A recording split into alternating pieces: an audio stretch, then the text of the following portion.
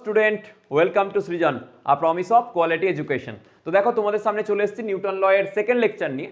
তো নিউটন ল এর ফার্স্ট লেকচারে যেটা আমরা কভার করেছি সেটা বেসিক্যালি তোমাদের ছিল ডিফারেন্ট টাইপস অফ ফোর্স, যেমন ইলেকট্রোম্যাগনেটিক ফোর্স, তারপরে তোমার নর্মাল ফোর্সের ডিফারেন্ট যে ভাগগুলো সেগুলো করেছিলাম এবং সেগুলো থেকে আমরা ম্যাথামেটিক্সগুলো কিছুটা করেছিলাম, ঠিক আছে।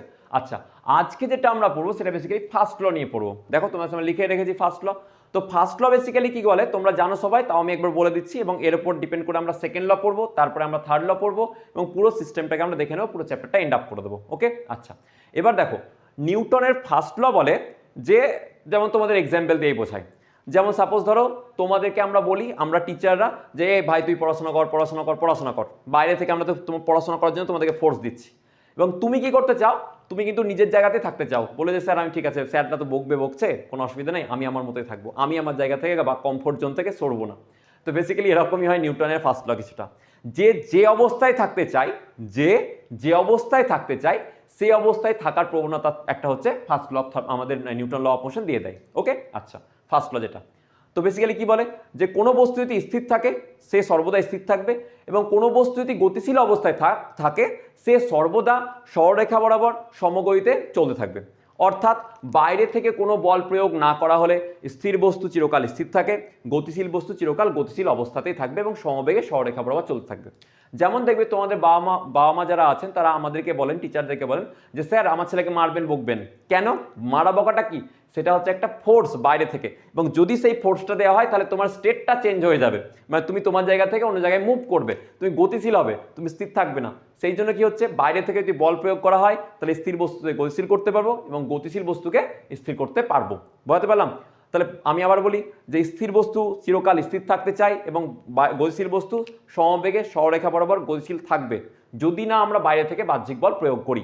এটাকে কি বলা হয়, ফার্স্ট ল, কার, নিউটনের। ওকে, আচ্ছা এবার এই নিউটনের ফার্স্ট ল থেকে আমি কি পাই, নিউটনের ফার্স্ট ল থেকে আমরা একটা সিদ্ধান্ত পাই, সেটাকে বলা হয় কনসেপ্ট অফ ইনার্সিয়া। কি বলা হয়, কনসেপ্ট অফ ইনার্সিয়া, ঠিক আছে, ইনার্সিয়ার একটা কনসেপ্ট পাই আমরা। ইনার্সিয়া মানে কি, বাংলায় তোমরা পড়ো জাড্য। কি বলা হয়, জাড্য। যে অবস্থায় থাকতে চাই সেই অবস্থায় থাকার প্রবণতায় কি বলা হবে, জাড্য বলা হবে। কিরকম, যেমন সাপোজ ধরো, যেমন আমি আগে এক্সাম্পল দিলাম যে তোমাদের মা বাবারা আমার দিকে এসে কি বলে যে মাস্টারমশাই আমার ছেলেকে বকবেন, বকাটা কি দিলাম, ফোর্স, তাতে তুমি কি করবে না, তুমি পড়াশোনা শুরু করবে, তুমি যে অবস্থায় ছিলে তোমাকে যেহেতু বকা দেওয়া হলো তুমি বলে না এবার আমি একটু গতিশীল হই, অর্থাৎ যে নিজের ইনার্সিয়া সেই ইনার্সিয়াটা ভাঙতে পারবে। বুঝতে পারলাম? তাহলে কোনো বস্তু যে অবস্থায় আছে সেই অবস্থায় থাকার প্রবণতাকে কি বলা হয়, সেই অবস্থায় থাকার প্রবণতাকে বলা হয় জাড্য বা ইনার্সিয়া। যেমন গতিশীল বস্তু গতিশীল থাকতে চাই, স্থির বস্তু স্থির থাকতে চাই। যেমন দেখবে আমরা যদি ফ্যানের সুইচটাকে অফ করে দিই তারপরেও কিন্তু কিছুক্ষণ ফ্যানের পাহাগুলো ঘুরতেই থাকে কেন, কারণ ও গতিশীল অবস্থাতেই থাকতে চাইছিল। ওকে, আচ্ছা কিছুক্ষণ পরে তোমরা জানো ঘর্ষণ টর্ষণ অনেক কিছু ব্যাপার আছে তার জন্য ও থেমে যাবে, কিন্তু জেনারেলি যদি আইডিয়াল কেস নেওয়া হয় তাহলে থামতো না। ওকে, আচ্ছা তাহলে কি কোনো বস্তু তার নিজের অবস্থায় থাকার প্রবণতায় কি বলা হবে, জাড্য। আর এই জাড্য বেসিক্যালি কি হয়, দুই প্রকারের হয়, একটাকে বলা হয় গতিজাড্য, একটাকে বলা হয় স্থিতিজাড্য।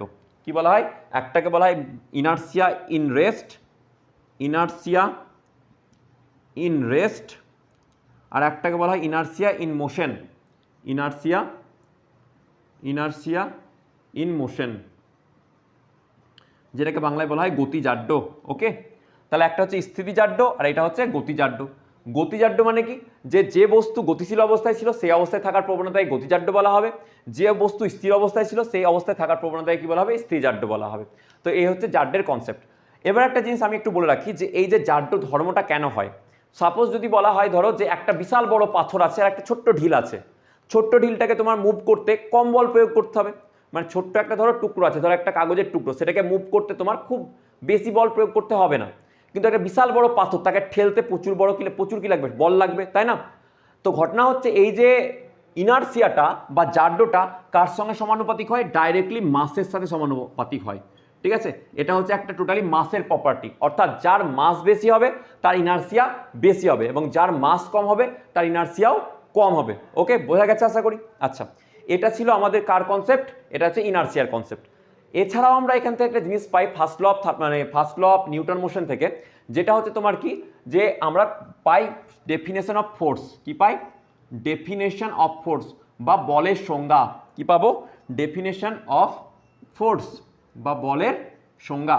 বলের সংজ্ঞা জিনিসটা কি, দেখো আমরা যদি বলি যে যেমন বললাম বাইরে থেকে বাহ্যিক বল প্রয়োগ না করা হলে স্থির বস্তু স্থির থাকতে চাইবে এবং গতিশীল বস্তু গতিশীল থাকতে চেষ্টা করবে। তো আমরা এবার বলবো যে বাইরে থেকে যা প্রয়োগ করলে স্থির বস্তুকে গতিশীল বস্তু এবং গতিশীল বস্তুকে স্থির বস্তুতে পরিণত করা যায়। বাইরে থেকে যা প্রয়োগ করলে স্থির বস্তুকে গতিশীল বস্তুতে এবং গতিশীল বস্তুকে স্থির বস্তুতে মানে করা যাবে তাদের কি বলা হবে, তাকেই বলা হবে বল বা ফোর্স বলা হবে। ওকে, আচ্ছা এবার আমরা যে সেকেন্ড আমাদের ল আছে সেকেন্ড লটা একটু দেখবো, চলো ঠিক আছে। তো আমাদের সেকেন্ড যে লটা হচ্ছে সেটা তোমরা একটু পজ করে লিখে নাও এটাকে, আমরা এবার সেকেন্ড লতে চলে যাব। তো সেকেন্ড ল বেসিক্যালি কি দেয়, আমাদের যে বল কতটা পরিমাণে বল প্রযুক্ত হচ্ছে সেই কনসেপ্টটা দেয় সেকেন্ড ল। ওকে, তো চলো একবার আমরা দেখে নিই। এটা ছিল ফার্স্ট ল বেসিক্যালি। তো সেকেন্ড ল এর কনসেপ্ট আমরা একটু দেখে নেব। সেকেন্ড ল, ওকে আচ্ছা, সেকেন্ড ল বেসিক্যালি কি বলে যে কতটা পরিমাণে বল অ্যাপ্লাই হচ্ছে, কতটা পরিমাণে ফোর্স অ্যাপ্লাই হচ্ছে সেই ক্যালকুলেশন, ফোর্সের ক্যালকুলেশনটা আমাদের কে দেয়, সেকেন্ড ল দেয়। ওকে আচ্ছা, এবার দেখো যে আমরা এই ল অনুসারে বলে যে কোনো বস্তুর ভরবেগের পরিবর্তনের হার, কোনো বস্তুর ভরবেগের পরিবর্তনের হার বস্তুর ওপর প্রযুক্ত বলের সমানুপাতিক। আমি একটু লিখে দিই, এটা একটু কনসেপচুয়াল আছে জায়গাটা। কোনো বস্তুর ভরবেগের পরিবর্তনের হার, ভরবেগের পরিবর্তনের হার বা rate of change of momentum. Okay, ভরবেগের পরিবর্তনের হার মানে rate of change of momentum, ঠিক আছে। ভরবেগের পরিবর্তনের হার বস্তুর উপর প্রযুক্ত বলের সমানুপাতিক, প্রযুক্ত বলের সমানুপাতিক,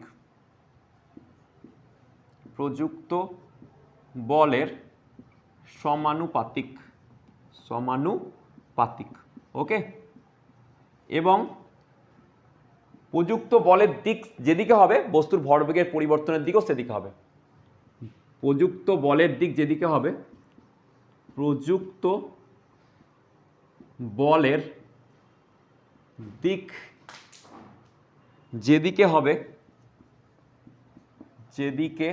হবে ভরবেগের পরিবর্তন সেদিকেই হবে, ভরবেগের পরিবর্তন সেই দিকেই হবে। ওকে, বুঝতে পারলাম কনসেপ্টটা কি, যে কোনো বস্তুর ভরবেগের পরিবর্তনের হার বস্তুর উপর প্রযুক্ত বলের সমানুপাতিক এবং প্রযুক্ত বল যেদিকে ক্রিয়া করবে ভরবেগের পরিবর্তনের মানে দিকও সেই দিকেই হবে। একটু বুঝে নেওয়ার চেষ্টা করি। তাহলে তোমরা জানো ভরবেগ মানে কি, ভর এবং বেগের সমন্বয়ে বস্তুতে যে ধর্মের সৃষ্টি হয়, ভর এবং বেগের সমন্বয়ে বস্তুতে যে ধর্মের সৃষ্টি হয় সেটাকে কি বলা হবে, ভরবেগ বলা হবে। তাহলে ভরবেগকে আমরা জেনারেলি পি দিয়ে লিখি, তাহলে পি ইকুয়ালস টু আমরা কি বলতে পারবো, এম ইন্টু ভি, ভর ইন্টু বেগ, ঠিক আছে। আচ্ছা, তো ভর ইন্টু বেগ, তাহলে এর একক কি হবে বলে ফেলো, একক হবে দেখো kg metre per second, kg metre per second, এটা হয়ে গেল কি আমার একক কার, ভরবেগের। আচ্ছা, মাত্রা কি হবে বলো, তাহলে মাত্রা যদি বলি তাহলে হচ্ছে দেখো ভরের মাত্রা এম আর বেগের মাত্রা হয় এল টি টু দি পাওয়ার -1। ওকে, এটা হলো ভরবেগের মাত্রা। এবার তোমাকে কি জিজ্ঞাসা করেছে, তোমাকে জিজ্ঞাসা করেছে ভরবেগের পরিবর্তনের হার, তাই না। তাহলে আমরা হার মানে কি জানি, যে উইথ রেসপেক্ট টু টাইম। তাহলে সাপোজ আমরা এটাকে এরকম লিখতে পারবো যে ডিপি ডিটি, এটা মানে কি ভরবেগের পরিবর্তনের হারকে বোঝাচ্ছে। তাহলে ভরবেগের পরিবর্তনের হার কার সঙ্গে সমানুপাতিক, প্রযুক্ত বলের সঙ্গে সমানুপাতিক, অর্থাৎ প্রপোর্শনাল টু এফ। ওকে, তাহলে আমরা বলতে পারলাম ডিপিডিটি প্রপোর্শনাল টু এফ, বা এরকম বলতে পারবো DPDT equals to K Times, যদি সমানুপাতিককে উঠাতে যায় তাহলে কি আসবে, একটা ধ্রুবক কে ইন্টু ফোর্স এফ। এবার জানবে এই কে এর মান জেনারেলি কত হয়, 1 হয়, জেনারেলি কে এর মান আমরা কি ধরি 1। তাহলে ফোর্স ইকুয়ালস টু আমরা কি বলতে পারবো, এফ ইকুয়ালস টু দেখো বলতে পারবো ডিপি ডিটি, হয়েছে। এবার যদি বলা হয় এখান থেকে কোয়েশ্চেন যে ফোর্স একটা ভেক্টর রাশি, কারণ এদিকে তোমার ভরবেগও একটা ভেক্টর রাশি, তাহলে ভরবেগের দিক যেদিকে সেদিকে ফোর্সের দিক, কি বললাম, যেদিকে ভরবেগের দিক সেদিকেই ফোর্সের দিক, কিন্তু এটা ভুল। কি বললাম, ভরবেগের পরিবর্তনটা যেদিকে, কি বললাম, ভরবেগের পরিবর্তনটা যেদিকে হবে সেদিকেই হবে ভরবেগের পরিবর্তনের দিকটা হয় প্রযুক্ত বলের দিক। তাহলে ডিপিটা, এই যে পিটা দেখতে পাচ্ছ, মোমেন্টামটা যেটা আছে সেই মোমেন্টামের পরিবর্তনটা, নট মোমেন্টাম, মোমেন্টামের দিক যেদিকে সেদিকে প্রযুক্ত বলের দিক, এটা কিন্তু ভুল কথা। মোমেন্টামের পরিবর্তন যেদিকে সেই দিকে হচ্ছে প্রযুক্ত বলের দিক, বোঝাতে পারলাম। আচ্ছা, এবার দেখো তোমরা জানো যে ফোর্স ইকুয়াল টু আমরা কি পেলাম ডি ডিটি ইন্টু, আমরা জানি পি মানে কি এম ইন্টু ভি, তাহলে এখানে লিখে রাখো এম ইন্টু ভি। তাহলে আমরা এটা কি বলতে পারবো এফ ইকুয়ালস টু, এমটাকে প্রথমে রেখে দাও, তোমরা ডেরিভেটিভ যারা শিখেছো, তাহলে এমটাকে আগে রেখে দাও, ডিভি ডিটি হবে, ওকে, প্লাস এবার ভিটাকে রেখে দাও, এবার ডিএম ডিটি হবে, তাই তো। এবার জানবে এটা হচ্ছে আমার এক্স্যাক্ট ইকুয়েশন, কিন্তু জেনারেলি আমরা কি করি কিছু কিছু মানে জায়গা ছাড়া মাসকে সবসময় অলমোস্ট কনস্ট্যান্ট ধরি, মাসকে আমরা কোনো একটা বস্তুর মাসকে সবসময় কনস্ট্যান্ট ধরি, এবং সেক্ষেত্রে আমরা কি করতে পারবো, সেক্ষেত্রে ডিএমডিটা অলমোস্ট টেন্স টু জিরো হয়ে যাবে। যদি মাস কনস্ট্যান্ট থাকে তাহলে কনস্ট্যান্টের ডেরিভেটিভ কি হয় তোমরা জানো জিরো হয়, তাই না। তাহলে আমরা বলতে পারবো এই টার্মটা পুরোটা জিরো হয়ে যাচ্ছে, কারণ আমরা জানি কনস্ট্যান্টের ডেরিভেটিভ, ধরো DD x of something constant কত দেবে, জিরো দেবে, এটা কি দেবে, জিরো দেবে। তাহলে আমরা বলতে পারবো ফোর্স ইকুয়ালস টু কত, এম ডিভি ডিটি, হয়েছে, এম ডিভি ডিটি। এবার তোমরা জানো এই যে ডিভিডিটি, এই ডিভিডিটি মানে কি বলছে, এই ডিভিডিটি মানে কিন্তু বোঝায় যে বেগের পরিবর্তনের হার, আর বেগের পরিবর্তনের হারকে কি বলা হয়, ত্বরণ বলা হয়, কি বলা হয়, ত্বরণ। তাহলে আমি বলতে পারবো F equals to M into A, F equals to M into A. তাহলে আমি এবার দেখো এখানে এফ হচ্ছে ভেক্টর রাশি, এমটা তো স্কেলার কোয়ান্টিটি, তাহলে আমরা বলবো জানি যে তোমাদের যে ত্বরণ, সেই ত্বরণটা কি হয়, একটা ভেক্টর কোয়ান্টিটি হয়। তাহলে এফ ইকুয়ালস টু এম এতে এম ইন্টু এ, এটা কিন্তু আমরা ফাইনালি পেলাম। মাথায় মনে রাখবে কিভাবে, যদি মনে হয় যে কারো মনে থাকছে না, এটা তো মনে সবার থাকা উচিত, যে বাড়িতে মা এবং বাবার ভূমিকা সমান, তাহলে ফাদার ইকুয়ালস টু মাদার, তোমরা জানো ছোটবেলা থেকে পড়ে আসছো। তাহলে এটা ছিল তোমাদের কি সেকেন্ড লয়ের বেসিক্যালি একটু ডেরিভেটিভ, মানে জায়গাটা আমি দেখালাম যে আলটিমেটলি ম্যাক্সিমাম সময় আমরা সবসময় ম্যাক্সিমাম টাইম এটা নিয়ে কোশ্চেন করব, কিন্তু কিছু কিছু ক্ষেত্রে যেমন তোমাদের রকেট আছে, সেখানে রকেটের জ্বালানি কত হারে জ্বলে সেটার উপর ডিপেন্ড করে কিন্তু এই টার্মটাও তখন থাকবে, ওকে। আচ্ছা, তো তোমরা এটাকে পজ করে লিখে নাও, আমরা এটাকে মিটিয়ে দিচ্ছি আমি, ওকে। চলো এবার দেখো আমরা যেটা পেলাম সেখান থেকে এবার কিন্তু আমাদের আরও কোয়েশ্চেন আসছে এখান থেকে, এবং সেই জিনিসগুলো আমরা একটু দেখে নিয়ে তারপরে আমরা কোয়েশ্চেন শুরু করবো, কেমন। আচ্ছা, এবার দেখো যে তোমাদের এই যে কনসেপ্টগুলো পেলাম F equals to M A, এখান থেকে আমরা আরেকটুখানি কথা বলবো, সেইটার জন্য আমি একটু ক্লিন করে নিই বোর্ডটা, ওকে। এবার দেখো গল্পটা হচ্ছে এফ ইকুয়ালস টু এম এতে কি পেলে, যে কোনো বস্তুর ত্বরণের দিক যেদিকে হবে সেদিকেই ফোর্সের দিক। অর্থাৎ যদি বলা হয় সাপোজ ধরো কোনো একটা বস্তুর ত্বরণ এক্স অক্ষ বরাবর, এক্স বরাবর, তাহলে প্রযুক্ত বল কোন দিকে হবে, অবশ্যই কি হবে, ধরো এম ইন্টু এ এক্স, অর্থাৎ প্রযুক্ত বলের ডিরেকশানও কি হবে, এক্স অক্ষ বরাবর। যদি বলা হতো প্রযুক্ত বল ওয়াই অক্ষ বরাবর, তাহলে আমি বস্তুর ত্বরণটা পেতাম ওয়াই অ্যাক্সিসের দিকেই। যদি বলা হতো সাপোজ ধরো ফোর্সটা জেড অক্ষ বরাবর, তাহলে আমার ত্বরণটাও কি আসতো, জেড অক্ষ বরাবর। যদি বলা হতো আমার ফোর্সটা ভার্টিক্যাল ডিরেকশানে, তাহলে আমরা ত্বরণটাও পেতাম কোন ডিরেকশানে, ভার্টিক্যাল ডিরেকশানে। যদি বলা হতো আমার ধরো ফোর্সটা হরিজন্টাল ডিরেকশানে, তাহলে আমি কি বলতাম, আমার ত্বরণটাও হরিজন্টাল ডিরেকশানেই হবে, ওকে। এটা হচ্ছে তোমাদের কিন্তু একটা নাইস স্টেটমেন্ট।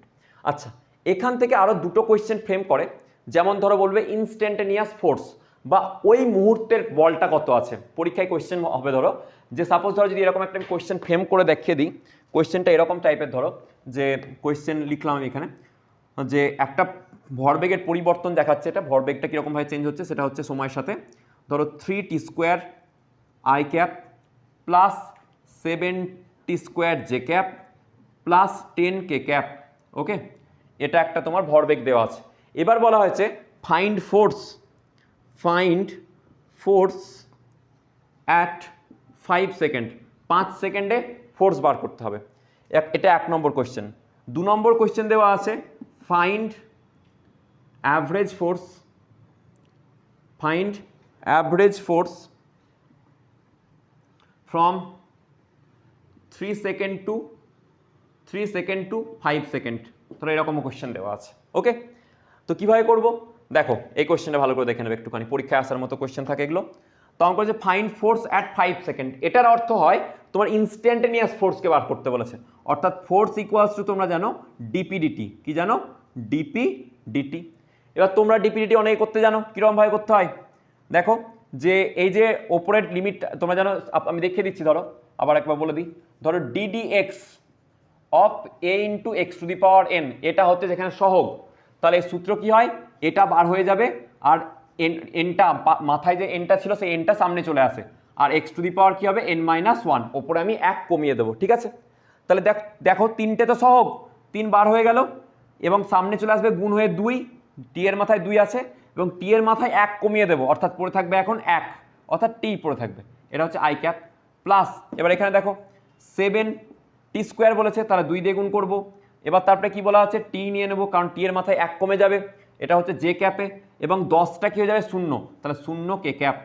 এবার এখানে কি করে দাও, টি এর মান 5 বসিয়ে দেবে এবং যেটা আসবে সেইটাই হয়ে যাবে ফোর্সের মান। ওকে, তো তোমরা আশা করি করতে পারবে, আমি করে দিচ্ছি। 3 × 2 × 5 I cap plus 7 × 2 × 5 J cap, এটা হলো তোমার কি ফোর্সের ভ্যালু। ওকে, নেক্সট যদি বলা হয় অ্যাভারেজ ফোর্স কি হবে, তো অ্যাভারেজ ফোর্স এফ অ্যাভারেজ বার করতে হয় কি করে, ভালো করে দেখে নাও। সেটা হবে P final momentum, final momentum minus P initial, initial momentum by কি হবে time final minus time initial. এবার বলবে স্যার পি ফাইনাল কি করে বার করব, কত সেকেন্ডে বার করতে বলেছে, 5 সেকেন্ডে ফাইনাল আছে আমার, তাহলে এখানে আমার তো টাইম ফাইনাল পাচ্ছি 5 সেকেন্ডে আর ইনিশিয়াল টাইম কত 3 সেকেন্ডে পেয়ে গেলাম। এবার এখানে দেখো এই যে মোমেন্টাম, সেখানে একবার 5 সেকেন্ডের জন্য বার করবে, টি এর মান একবার 5 বসাবে আর একবার টি এর মান ইনিশিয়ালের জন্য 3 বসাবে এবং যা আসবে সেখানে মাইনাস করে তুমি এখানে লিখবে এবং ফোর্স অ্যাভারেজের মান বার হয়ে যাবে। ওকে, তো এইভাবে আমাদের কি করতে হবে, আমাদের অঙ্কগুলো করতে হয়, ঠিক আছে। এবার তোমাদের আমি অঙ্ক করাবো কিছু, আমি বোর্ডে করে দিচ্ছি, সেগুলো অঙ্কগুলো তোমরা প্রথমে নিজের চেষ্টা করবে পজ করে করার এবং তারপরে তো আমি করিয়ে দেবো, ঠিক আছে। তো চলো দেখে নাও, এগুলোর উপরে কোনো যদি ডাউট থাকে আমাকে কমেন্টে জানাও। ওকে, এটা আমি মুছে দিচ্ছি, তোমরা পজ করে লিখে নাও। এইবারে দেখো তোমাদের যে প্রথম কোয়েশ্চেনটা, চলো আমরা শুরু করি। দেখো এইখানে 45 ডিগ্রি অ্যাঙ্গেলে 45 ডিগ্রি অ্যাঙ্গেলে এই ফোর্সটা কাজ করছে। তোমাকে কোয়েশ্চেনে বার করতে হবে কি, বার করতে বলে ত্বরণের মান, প্রত্যেকটা কোয়েশ্চেনে বার করতে হবে ত্বরণ কত হবে, ত্বরণ মানে অ্যাক্সিলারেশন তোমাকে বার করতে হবে, অর্থাৎ এর ভ্যালু বার করতে হবে কত, আর একটা হচ্ছে নর্মাল ফোর্স কত সেটাও বার করতে হবে। ওকে, আচ্ছা এবার এখানে তুমি প্রথম কোয়েশ্চেনটা দেখো, প্রথম কোয়েশ্চেনে যদি দেখো তাহলে তুমি এখানে কি করতে পারবে, এটাকে দুটো উপাংশে ভাগ করতে পারবে, যেটার সাথে থিটা অ্যাঙ্গেল সেটার সাথে কি হয় কস উপাংশ, তাই না, কস কম্পোনেন্ট। তো সেটা কত পাবো 70√2 cos 45।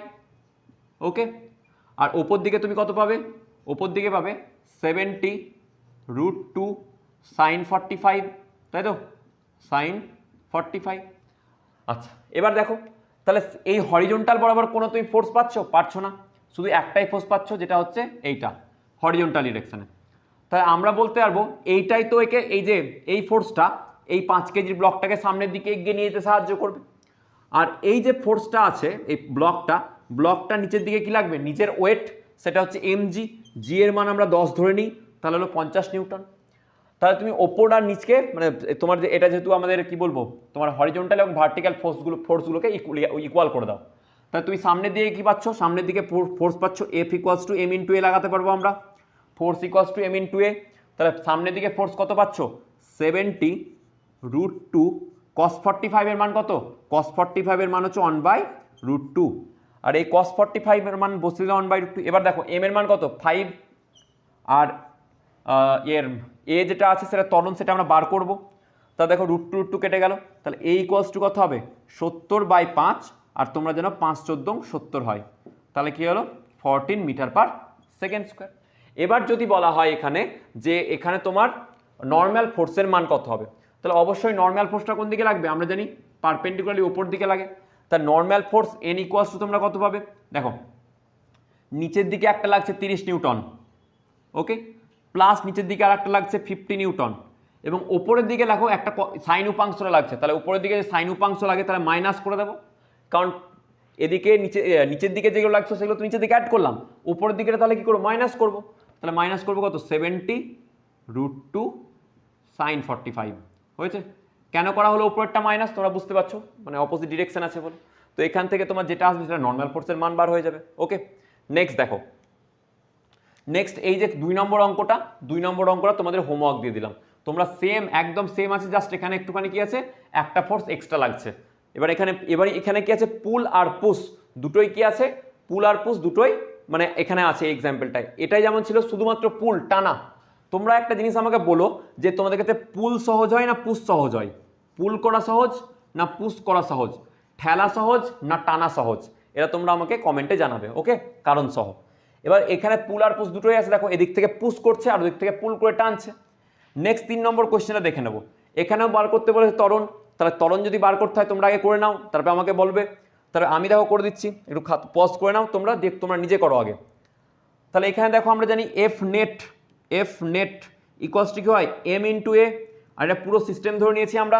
তাহলে পুরো সিস্টেম ধরে নিলে আমরা কি করবো, নেট ফোর্স কত লাগছে, এদিকে দেখো লাগছে 30 আর এদিকে লাগছে 60, তাহলে কোনটা বেশি, অবশ্যই 60 বেশি। তাহলে এদিকে চলে আসবে ফোর্সটা, তাহলে 60 নিউটন মাইনাস দেখো হরিজন্টালে 30 newton equals to M into A, M এর মান কত 10, 7 17 আর 3 20, তাহলে 20 ইন্টু এ, তাহলে আমরা কত পাবো দেখো 30 ইকুয়ালস টু 20 এ, তাহলে এ ইকুয়ালস টু কত হবে 30/20 মানে হচ্ছে 1.5 মিটার পার সেকেন্ড স্কোয়ার।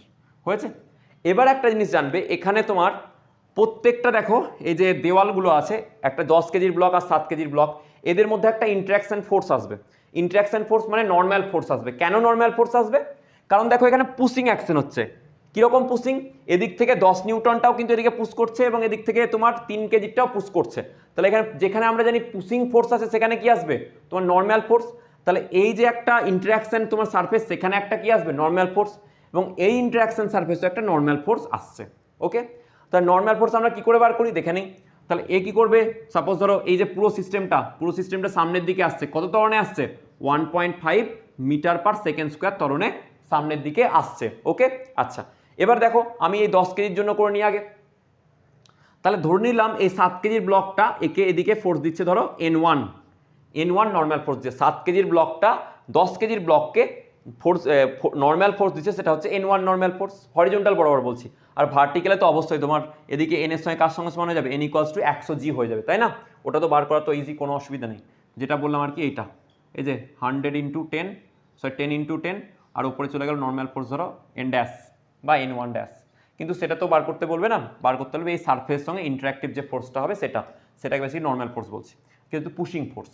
তাহলে এখানে পুশ করলো, তাহলে আমরা বলতে পারি দেখো এইটার ফ্রি বডি ডায়াগ্রাম যদি করো তাহলে দেখবে যে একটা 10 কেজির ব্লক, আর এই 10 কেজির ব্লককে এদিকে দেওয়া হচ্ছে তোমার 30 নিউটন, আর এদিক থেকে ফোর্স লাগছে তোমার ধরো N1, এবং এই ফোর্সের ফলে সামনের দিকে এগিয়ে যাচ্ছে কত মিটার পার সেকেন্ডে সেকেন্ড স্কোয়ারে ত্বরণে 1.5 মিটার পার সেকেন্ড স্কোয়ার ত্বরণে।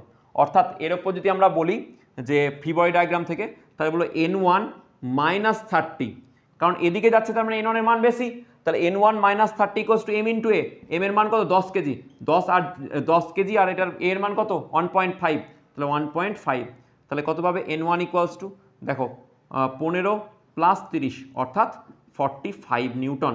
এবার তোমাদের কাজ হলো এই যে ইন্টারাক্টিং সারফেস, এই সারফেসে নর্মাল ফোর্স 3 কেজির দ্বারা 7 কেজি কত দেবে। ওকে, এটা তোমরা করে নেবে, ঠিক আছে। আমি পরের সেটটা কোশ্চেনে চলে আসছি তাহলে। এবারে দেখো তোমাদের 4 নম্বর কোশ্চেনটা, ঠিক আছে। 4 নম্বর কোশ্চেনটা আমরা করব।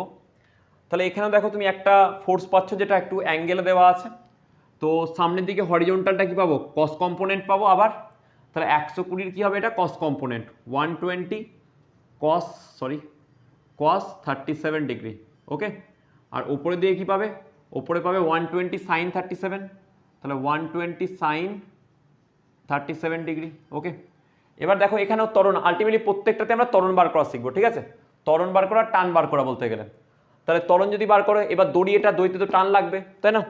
এবার পুরো সিস্টেমটা যদি আমি ধরে নিই, তাহলে হরিজন্টাল ডিরেকশানে মানে এই অনুভূমিক বরাবর এদিকে একটা ফোর্স লাগছে আর এদিকে একটা ফোর্স লাগছে, তাহলে অনুভূমিক বরাবর ত্বরণ কত হবে, তাহলে হবে এফ নেট ইকুয়ালস টু কি হয় এম ইন্টু এ, আর এমটা কি হয় টোটাল সিস্টেমের মাসটা আপাতত যখন আমরা সিস্টেমের ত্বরণ বার করছি, তাহলে এফ নেট কত হবে 120 cos 37, 120 cos 37 মাইনাস এদিকে কত আছে 16 ইকুয়ালস টু কত হবে এম এর মান কত 7 আর 5, 7 আর 5 12, 12 আর 8 20, তাহলে 20 ইন্টু এ, তাহলে 120 cos 37 এর মান কত হবে 4/5 মাইনাস 16 ইকুয়ালস টু 20 গণিত এ। আচ্ছা এবার দেখো 5 দুগুণা 10 হয়েছে, আর 4 5 20, এটা হলো, আর এটা হবে 96 মাইনাস 16 ইকুয়ালস টু 20 ইন্টু এ হয়েছে। তাহলে এ ইকুয়ালস টু কত হবে দেখো তোমার 20 equals to 4 metre per second square হয়েছে। আচ্ছা এবার পরীক্ষায় জিজ্ঞাসা করতে পরে যে দড়িতে টান কত হবে, তাহলে যে কোনো একটা নিয়ে নাও। পুরো সিস্টেমটাই চলছে এদিকে 4 মিটার পার সেকেন্ডে, তাই কি না, মিটার পার সেকেন্ড স্কোয়ারে। পুরো সিস্টেমটাই চলছে সামনের দিকে 4 মিটার পার সেকেন্ড স্কোয়ারে। এবার তুমি দেখো এই যে তোমার 8 কেজির ব্লক, 8 কেজির ব্লকের ওপর নেট ফোর্স কত, তার নেট ফোর্সের সামনের দিকে দেখো কত লাগছে, এইটা 120 cos 37, আর পেছনের দিকে দড়িতে তো টান দেবে, আর টান বলেছিলাম টেনশন ফোর্স সবসময় কি হয়, ফ্রম দ্য বডি হয়, তার টেনশন ফোর্স সবসময় ফ্রম দ্য বডি।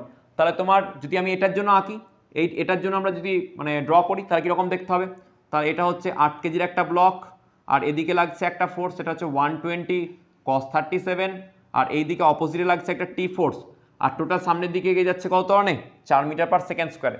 তাহলে আমরা বলতে পারবো সামনের দিকে এগোলে 120 cos 37, তার থেকে মাইনাস করো টিকে, তাহলে এটা হলো এফ নেট, এটা হলো F net equals to M into A, M এর মান হচ্ছে 8 আর এ এর মান 4, 4 8 32 হয়ে গেছে।